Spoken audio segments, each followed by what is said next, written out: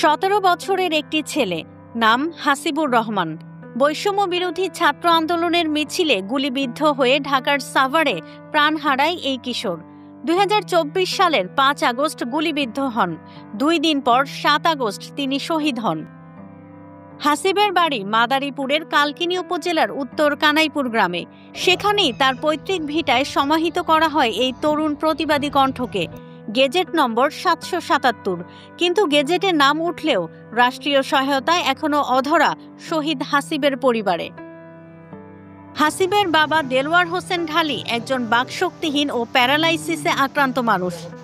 স্ত্রী মারা যাওয়ার পর একমাত্র সন্তান হাসিবই ছিল তার ভরসা, কিন্তু এখন তিনিও নিঃসঙ্গ, নিঃসহায়।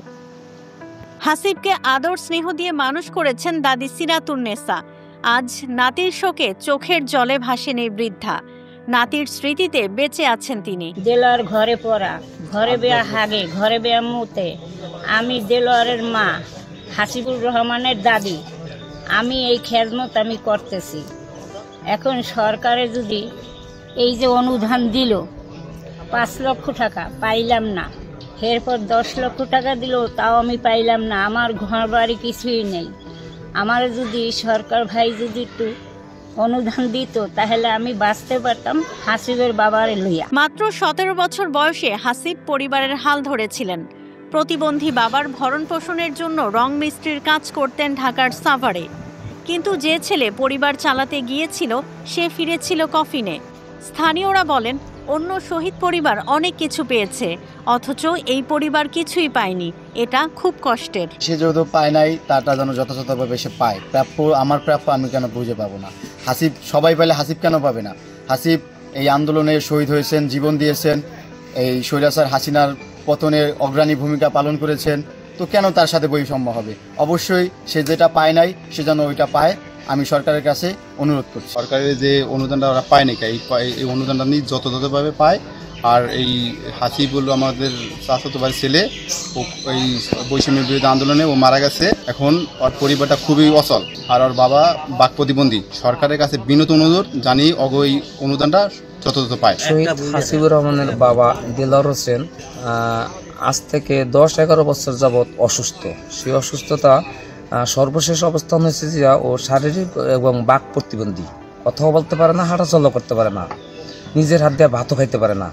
তো ওর দেখভাল শোনা করে ওই শহীদ হাসিবুরের বাবা দেলোয়ার হোসেনের মা সুরাতুন্নেসা, অর্থাৎ আমারও মা। তো সে যে তার সেবা যত্ন করবে, সে নিজেও বৃদ্ধ লোক, তার বয়স প্রায় 80 বছর। সে চোখেও এখন কম দেখে, সে নিজের সেবাই করতে পারে না, অথচ একমাত্র ছোট ছেলে, তার সেবা করতে তার কষ্ট হচ্ছে। এখন যদি আপনাদের মাধ্যমে সরকার বাহাদুর বা প্রশাসন যদি এই বিষয়টি দৃষ্টি আকর্ষণ করেন, তাহলে উভয়েরই সুচিকিৎসার ব্যবস্থা হয়। এই পরিবারকে এখন দেখাশোনা করার কেউ নেই। বেঁচে থাকলেও যেন মৃত্যু প্রায় হয়ে আছেন শহীদ হাসিবের বাবা। হাসিবের পরিবারের প্রয়োজনীয় সরকারি সহায়তা ও ভাতা প্রাপ্তির বিষয়ে দ্রুত উদ্যোগ নেওয়া হবে বলে জানান জেলা প্রশাসক জনাব মোহাম্মদ দেলোয়ার হোসেন।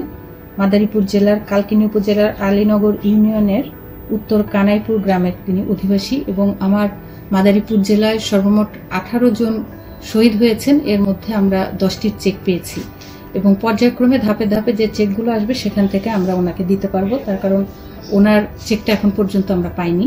ওনার চেকটি পেলে, যেটা বলছিলেন যে উনি একজন প্রতিবন্ধী এবং শারীরিক ও মানসিক প্রতিবন্ধী, আমরা এটা তার নামে যে চেকটা আসবে তার নামে আমরা চেকটা দিয়ে দিব, এবং ব্যাংকের ম্যানেজারকেও আমরা বলে রাখবো যেন তাকে সার্বিকভাবে সহায়তা প্রদান করেন। শহীদ হওয়ার পরও পরিবারটি আজ বঞ্চনার ভারে নুয়ে পড়েছে।